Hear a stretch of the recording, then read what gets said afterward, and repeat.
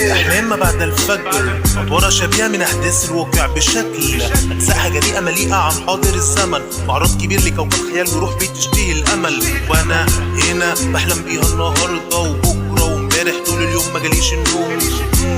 ما كانش حلم، دي أحلى صدفة، حبي ليها بيعيش ويزيد في كل يوم. حبيبتي بنتي روح سندريلا، تدلع زي ما تحب تشاور او تقول، موجود عشان اراضيها واسعدها، طلباتها مجابة تنفذها على طول.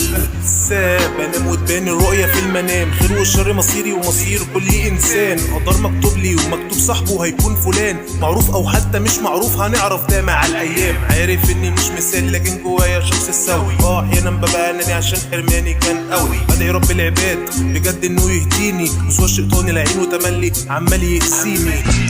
حكاية أحلام ما بعد الفجر، أدوار شبيهة من أحداث الواقع بالشكل أجزائها جريئة عن حاضر الزمن، معرض كبير لكوكب خيال وروح بتشتهي الأمل. حكاية أحلام ما بعد الفجر، أدوار شبيهة من أحداث الواقع بالشكل أجزائها جريئة مليئة عن حاضر الزمن، معرض كبير لكوكب خيال وروح بتشتهي الأمل. وأنا هنا بحلم بيها النهاردة وبكرة وامبارح طول اليوم ما جاليش النوم. ما كانش حلم، دي أحلى صدفة، حبي ليها بيعيش ويزيد في كل يوم.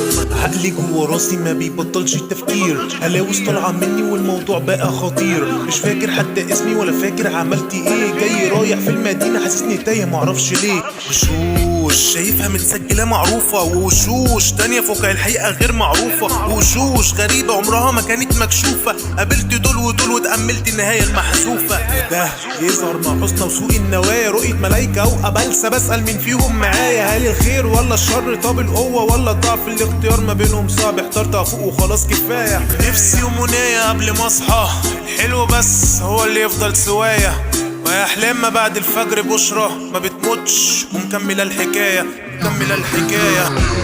حكاية أحلام ما بعد الفجر، أدوار شبيهة من أحداث الواقع بالشكل أجزائها جريئة مليئة عن حاضر الزمن، معرض كبير لكوكب خيال وروح بتشتهي الأمل. وأنا هنا بحلم بيها النهاردة وبكرة وامبارح طول اليوم ما جاليش النوم. ما كانش حلم، دي أحلى صدفة، حبي ليها بيعيش ويزيد في كل يوم.